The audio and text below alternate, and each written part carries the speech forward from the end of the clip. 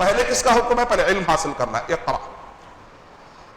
سورہ طٰہٰ سورہ نمبر 20 آیت نمبر 114 میں دعا کی شکل میں اللہ تعالیٰ نے علم کی اہمیت کو واضح کیا، علم کی اہمیت کو اجاگر کیا. وَقُلْ رَبِّ زِدْنِي عِلْمًا، اور آپ کہیے کہ اللہ تو مجھے علم میں زیادہ کر.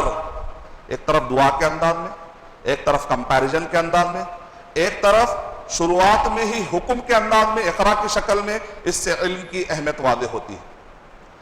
4 حدیثیں اگر آپ سنیں گے تو اس میں علم کی اہمیت کا بھی اندازہ ہوگا انشاءاللہ، اور اس حدیث کے اندر علماء کی اہمیت کا بھی اندازہ ہوگا. ایک حدیث میں علم کی اہمیت کا بھی اندازہ ہوگا آپ کو، علماء کی اہمیت کا بھی اندازہ ہوگا.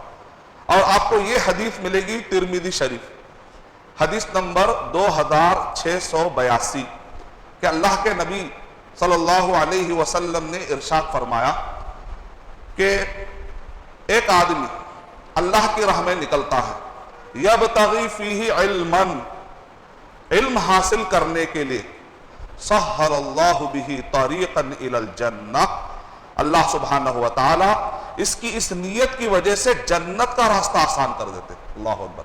اگر آپ چلو میں صحیح علم حاصل کرتا ہوں، توحید کا علم حاصل کروں گا تاکہ میں اپنے آپ کو شرک سے بچاؤں، میں سنت کا علم حاصل کرتا ہوں تاکہ میں اپنے آپ کو بدعت سے بچا سکوں، میں حلال کا علم حاصل کر سکوں تاکہ میں حرام سے اپنے آپ کو بچا سکوں، میں اخلاقیات کا علم حاصل کر سکوں تاکہ میں بد اخلاقی اور بدتمیزی سے بچوں.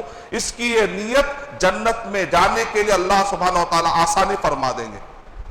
پھر اس کے بعد اللہ کے نبی صلی اللہ علیہ وسلم علم کی اہمیت بتا رہے ہیں. پھر اس کے بعد کا جملہ کیا ہے؟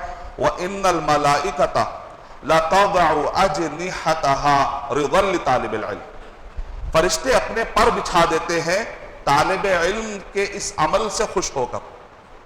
یہ 2 لائن میں علم کی اہمیت کا اندازہ لگا.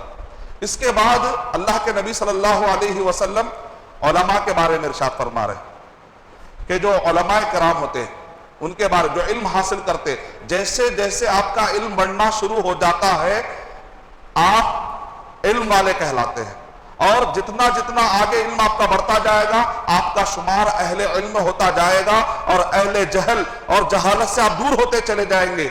اور ان کے لیے کیا فضیلت ہے جو علم حاصل کرتے ہیں اور ایک علماء کے راستے پر نکل پڑتے ہیں. وَإِنَّ الْعُلَمَاءَ لَيَسْتَغْفِرُ لَهُ مَنْ فِي السَّمَاوَاتِ وَمَنْ فِي الْأَرْضِ حَتَّى الْحِيتَانُ فِي الْمَاءِ، اور جو علماء کرام ہوتے ہیں آسمان میں جو کچھ بھی ہے، زمین میں جو کچھ بھی ہے، یہاں تک کہ مچھلیاں پانی میں ان کے لیے مغفرت کی دعائیں کرتی ہیں.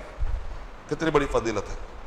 اس کا نبی اکرم صلی اللہ علیہ وسلم نے ارشاد فرمایا فضل العالم على العابد كفضل القمر على سائر الكواكب، کہ عالم کی فضیلت عبادت کرنے والا ہے، ایک عبادت کرنے والا ہے لیکن علم نہیں ہے اس کے پاس، دوسرا ہے علم کے ساتھ وہ عبادت کر رہا ہے.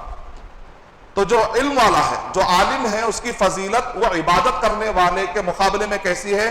جیسے چاند ہے تو اس کے مقابلے میں تارے ہی تارے ہیں، لیکن چاند کو اپنا ایک حسن کی وجہ سے ایک خوبصورتی جو ہے، ویسے علم والے کو ایک خوبصورتی.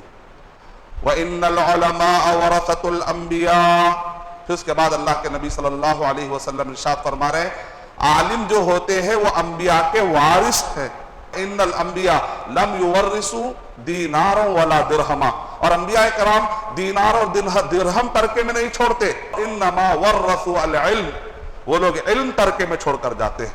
سب سے بڑا نصیبہ والا، سب سے بڑا خوش نصیب انسان وہ ہے جو نبیوں کی اس وراثت کو اپنی زندگی میں لانے کی کوشش کرتا ہے. مال و دولت کی وراثت سے زیادہ، مال و دولت کے کمانے سے زیادہ، جس کے سینے میں اللہ اور اس کے رسول صلی اللہ علیہ وسلم کے بتلائے ہوئے طریقے کا علم رہے گا، اس کے پاس ہے وراثت، نبیوں کی وراثت ہے اس کے. اس ایک حدیث کے اندر اللہ کے نبی صلی اللہ علیہ وسلم نے علم کی بھی فضیلت بتائی اور علماء کرام کی بھی فضیلت بتائی.